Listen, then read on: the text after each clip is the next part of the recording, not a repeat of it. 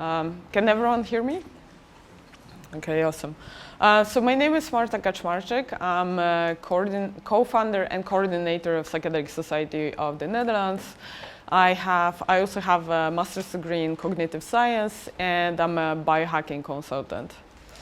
So I work a lot with stress management and a little bit with psychedelic substances and cannabis, sort of to help with stress management, like I'm looking into like ways of how to use psychedelics to manage stress better.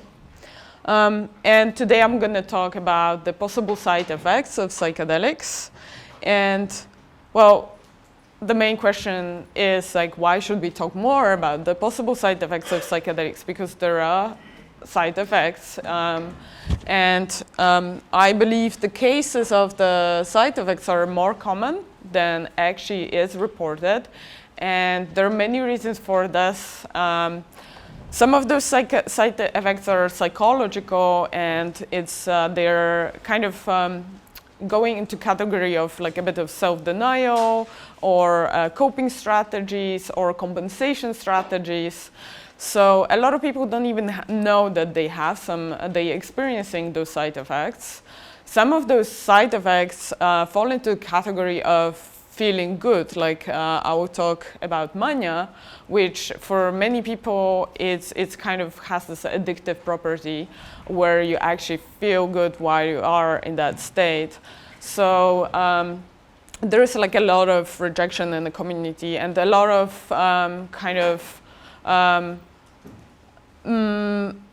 not willingness to discuss those topics because people don't see it as a problem that much. So also I have my own personal reasons for this talk, because I got depersonalized after smoking Bufo Alvarez toad, and I had this like a weird combination of feeling that I'm living in a dream while also like being slightly manic. So I was assigning a lot of spiritual meaning to this. But in that period of my life, I stopped making rational decisions. Luckily, I'm pretty grounded, and I didn't like quit my job or like did like radical changes, but they still had some detrimental effect on my life.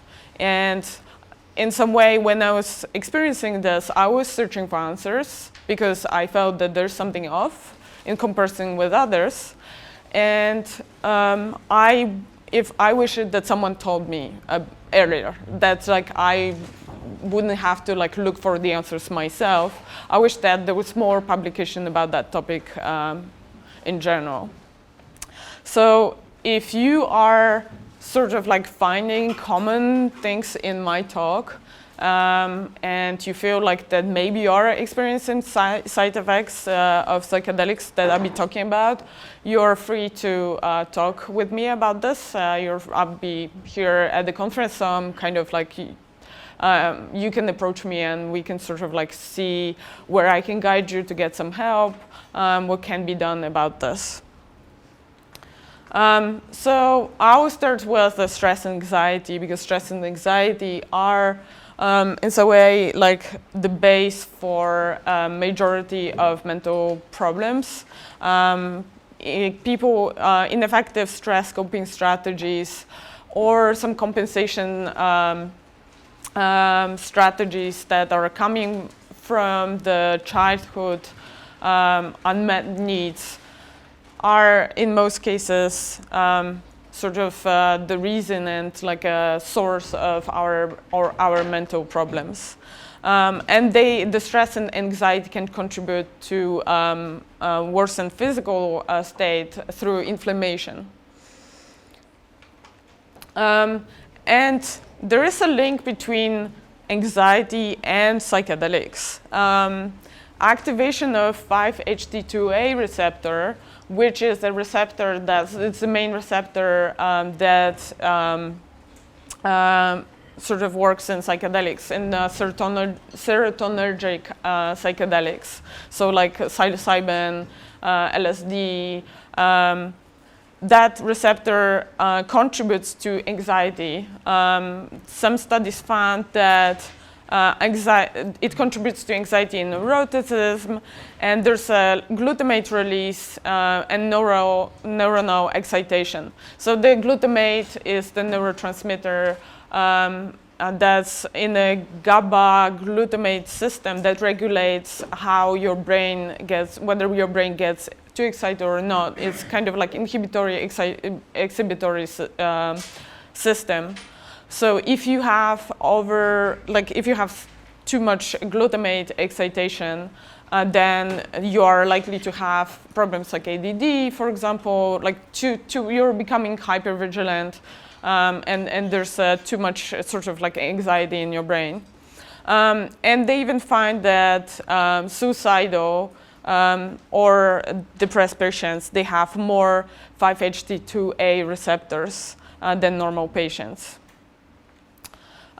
So is it possible that maybe the psychedelic experience in some way, it is kind of like induced a strong anxiety response, and maybe somehow the psychedelic experience is sort of like a response to that massive anxiety that happens just on the sort of like a initiation, on the kick in of the substance, because this is the same receptor. And also another sort of point to link to this is that if you downregulate, that psychedelics cause 5-HT2A downregulation. So there's something happening during the experience that it activates a receptor that's linked to some anxiety control, but then the receptor might be downregulated. So maybe the process you're going through, the emotional and psychological process, where you're in some way able to control your stress response during the psychedelic experience and go through difficult emotional material, maybe that causes the brain that decides that, okay, there's no need for that much anxiety, and some way resolve some of the issues. And I'm a big fan of the polyvagal theory, which in some way is kind of like a simplistic way of explaining the stress coping strategies and how we respond to stressful situations.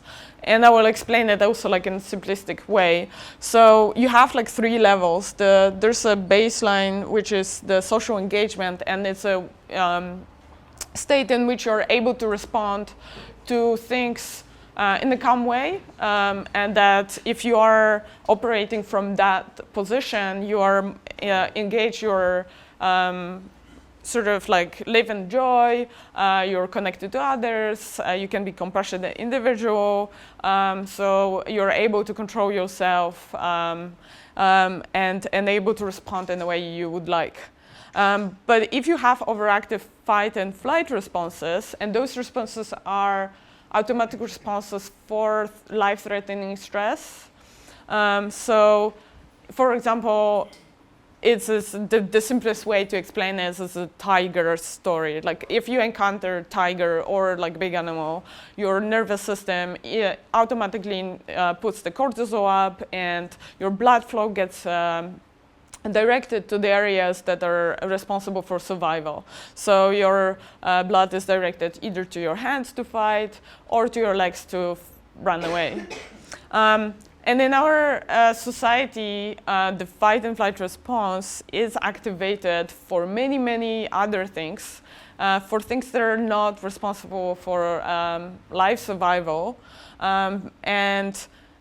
Because in some way we're too stressed, and we were taught that too many things are kind of important for our survival. So like even like the fact that you're not getting paid or something like this can activate the fight and flight response. And most of us have overactive system.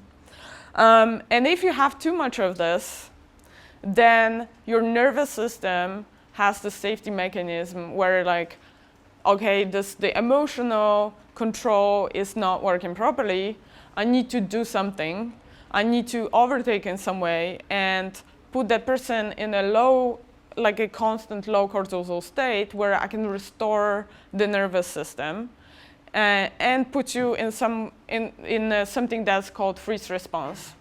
And freeze response is also response for life-threatening situation. Like if you cannot escape your threat, then you sort of freeze, and then there are numerous things going on, like you're withdrawing from reality just not to feel pain. Your opioid systems gets activated to sort of like disconnect you from the world and disconnect you from the physical and emotional pain. And as I said, if you have overactive fight and flight, you might enter that state too.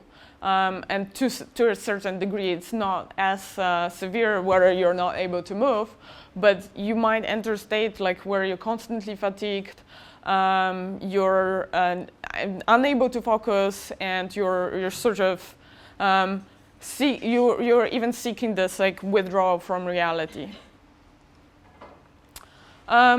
So I sort of look at the psychedelic experience also from this point of view, because in some way there's a lot of overlap between freeze response and psychedelic experience.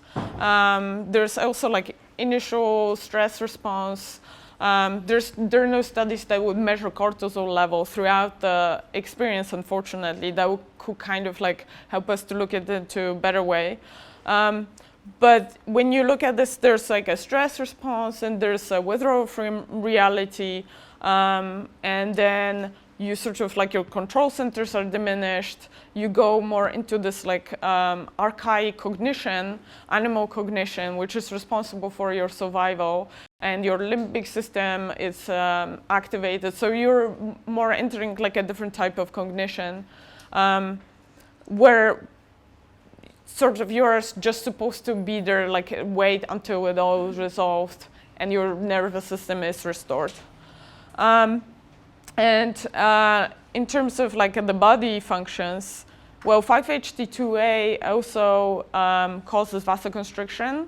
So that's another point to physical stress on the body. There's something going on that your body decides like I cannot have even blood flow to all the organs. There's some stress going on, so the veins are constricted, which sort of resembles fight and flight response. And prolonged vasoconstriction is likely causing decreased body oxygenation. And there's a term called dorsal vagal shift that's connected to polyvagal theory. So like when your body is stressed, then this freeze response happens, which is kind of like a reset of your nervous system. So dorsal vagal shift, it happens when your vagus nerve, which is responsible for relaxation nervous system, gets activated, gets stimulated, and controls your cortisol levels that are too high and resets your nervous system to a low cortisol, so you can sort of prevent yourself from being overwhelmed, from your nervous system from being overwhelmed. And also, there's a link between physical stress. So you're entering, during psychedelic experience, you're entering this slightly deoxygenated state. Your veins are constricted, so your body is under stress. And maybe that stress causes the emotional discomfort also. Like a lot of people are opening to some traumas, to some difficult emotional processes. So maybe that's the emotional, the physical part of the experience is leading people to open to emotional part also. And there's like a paper that sort of, like there's a research that links the emotional and physical stress. And definitely it doesn't happen to everyone. Like not everyone's experiencing difficult experiences during the psychedelic sessions. So some people are more predisposed than the others. And it's possible that people with inefficient stress management are more likely to have difficult experiences. People with some traumas, people with with also inability to regulate their emotions. They're probably in the group of the predisposed individuals to experience the side effects or have a difficult psychedelic experience. And the possible side effects of psychedelic substances, they can be divided into psychological and physiological. So the psychological are dissociation, running into magical thinking, hypomania, and I will talk about depersonalization in a second also. The physiological ones are connected mostly to dysregulated information processing. So I'm not going to discuss this today because they're all these topics are sort of like a separate topic on its own, and I decided to just focus on depersonalization and mania. But there are also there's something going on, possibly that stress dysregulates how the visual processing is conducted. So you can have the hallucinogen persisting perception disorder, where you still, after the psychedelic experience, you still have trails or don't see your vision is blurred, or there's something going on. You have your attention or focus system can be affected. Or like the rumination system can also get into the loop. Depersonalization. Depersonalization happens when you are disconnected from yourself and from your surroundings to the point that it feels like this is not real life, that you're living in a dream. Sometimes it's to the point that other people seem to be mechanistic. Sometimes you feel yourself that you look in the mirror and you don't see yourself as a person. And this can lead to a lot of anxiety, and sometimes that anxiety keeps you in a loop of depersonalization, and people can get stuck in that loop for years. And sometimes it's very difficult to treat depersonalization because you need to sort of resolve all those anxiety issues around depersonalization. Sometimes people are so obsessed with the idea that they're depersonalized that they just cannot resolve it. So it's a difficult to treat condition. And it's also characterized by attenuated autonomic responses. So this disconnection from the body, where you don't feel like your senses are impacted, you don't feel pleasure, you can have anhedonia. So it affects all sort of your perception issues. And the precipitants of the disorder are usually a severe stress, depression, and panic. So you can get depersonalization just from a panic attack. It's not always an effect of psychedelic or some other substance use. A lot of people get it from just a lot of stress. But there's a lot of people who get it from cannabis, and growing number of people who get it from hallucinogen use from psychedelics. And there are even separate forums where people just discussing this, how they got depersonalized after using certain psychedelics. Some people are even trying to medicate themselves with more psychedelics, which in many cases gets them worse. So my question is, because at the moment we sort of in a way differentiate between depersonalization caused by substances and panic, why differentiate? Maybe the root cause is more or less the same. And in terms of brain depersonalization, in the literature, they show that there's involvement of serotonergic, endogenous opioid, and glutaminergic and MDMA pathways. So when you look at the pathways, it's possible that there's anxiety a role. Then there's a glutaminergic role, which is overexcitation of the brain. And then the opioid system kicks in, which opioid system is sort of the system where you helps you deal with pain by disconnecting you from the pain. So you're disconnecting from your body through the opioid system. And in terms of brain parts, there's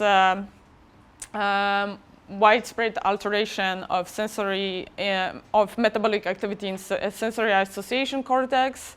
There's a prefrontal hyperactivation, limbic inhibition. So limbic system is connected with processing emotions. So you're not able to process emotions properly. And there's also mismatch between incoming information and how you interpret this. So it looks like for now there's no clear link like why we're depersonalized, and there's no link to one receptor or one brain part. So maybe, as I said, maybe this is all caused by a lot of anxiety, inability to deal with your own emotions and stress, and maybe this is the psychedelic experience. If you encounter something stressful in the you're open to some kind of like trauma or stressful event, stressful emotions, maybe you cannot process it and you just stay in a anxiety mode and you cannot get out. They did a study on depersonalization and psychedelics, and they found that there's an increase in dopamine, which is a reward system, and increased severity of depersonalization. So dopamine is also connected into looking for the reward. So maybe you encountered something stressful and now you're trying to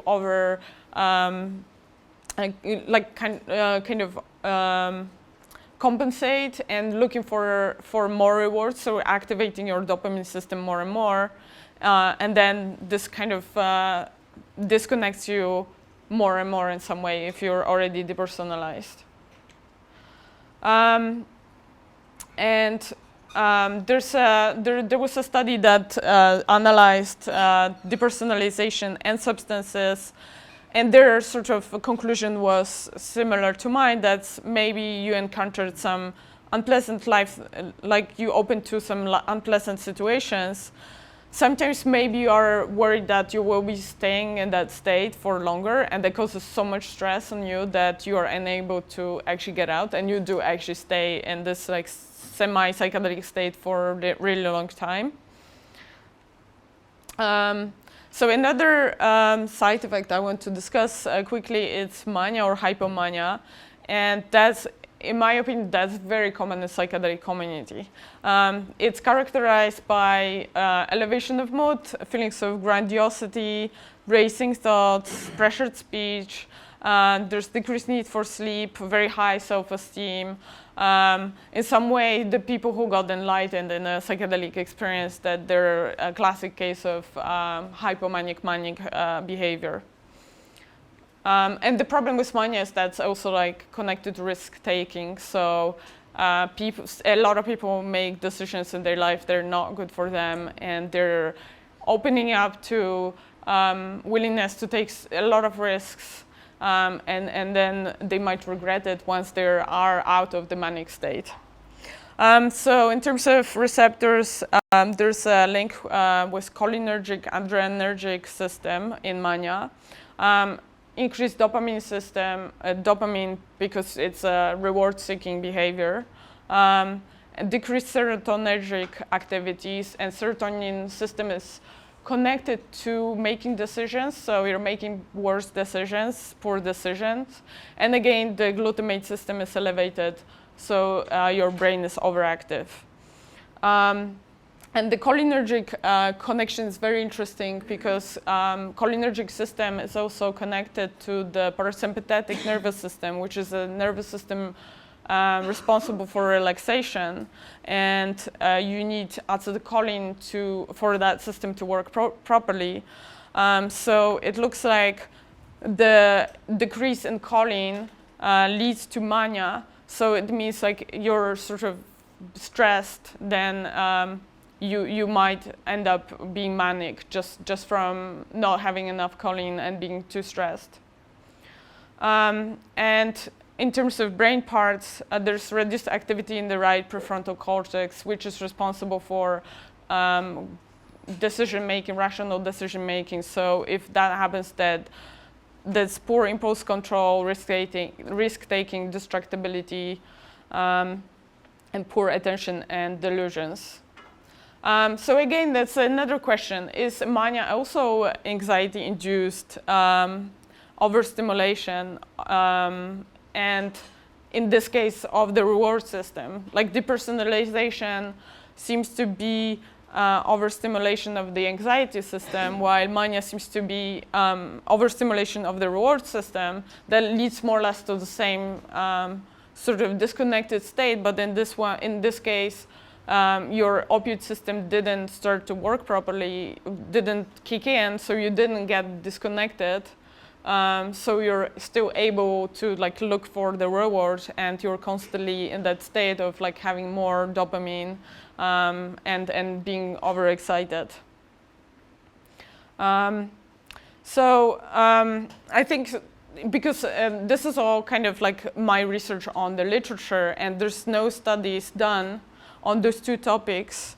So I feel there should be more focus on how the cortisol is spread through the experience, kind of studies where you measure the cortisol before the experience, on the onset, by after a few hours of the experience, and then measure cortisol levels after once the person sobers up and on the days afterwards, and then hopefully also doing a studies that could connect cortisol levels in people who didn't have side effects and people who experienced depersonalization or mania. And it's also possible to do some measurements through the heart rate variability. It's a measure that measures the difference in vasoconstriction and vasodilation. So it's a measure of stress that's easier to kind of conduct than the cortisol level, because you can just buy a device that measures the heart rate variability. So in some way, even each person individually could do an experiment on their own, like how your psychedelic experience changes your heart rate variability and your stress levels. And also, like, yeah, simpler ways would also be like a questionnaire that could kind of look for correlations between before psychedelic experience stress management strategies and whether someone developed mania or depersonalization. As I said, for me that's very important, because I feel that the cases of depersonalization of mania are unreported, and that they are happening more than we kind of like talk about this. And I personally know a lot of people who got slightly depersonalized. I got slightly depersonalized after psychedelics. I feel that's a topic that should be discussed more, and someone should kind of like push the research towards looking into this as well, because it can also help us to learn about the stress coping strategies in general, not only about the psychedelic experience. And also now we have like a rise in psychedelic retreats, so that could improve the screening processes, because there are people who are predisposed to this. So if we know what to look for, we can sort of prevent and inform those people that this can happen, or like even sort of tell those people that maybe psychedelics are not the best option for them. And I feel that people with that overactive freeze response, so people who tend to get frozen when they're stressed or disconnect from reality, they are already susceptible towards depersonalization. They are definitely in a higher risk group. Or people with, and that's also the category of people with overactive endogenous opioid system. So like people who tend to numb down when they're stressed. And also people who have overactive dopamine system, so people who are trying over-controlling, hypervigilant, who are seeking a lot of stimulation, they're in a high-risk group for developing a post-psychedelic hypomania. And that's it. Thank you very much.